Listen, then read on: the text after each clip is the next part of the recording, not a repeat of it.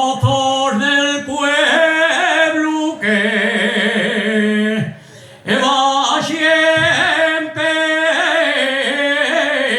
la quintana, que por merienda llevaban 14 cuartillos de agua.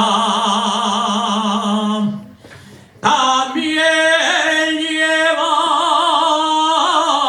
los fierros que a menudo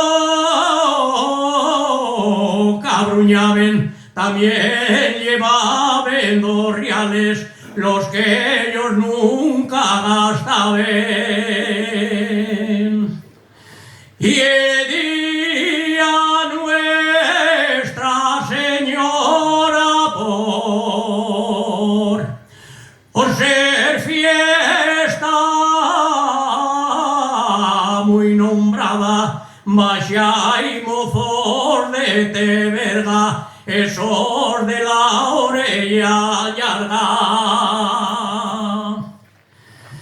Quien fuera carpintero para labrar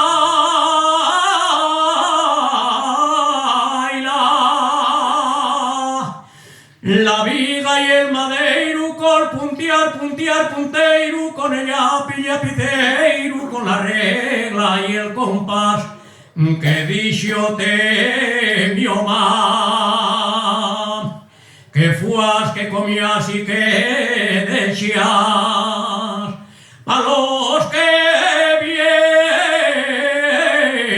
vienen de atrás.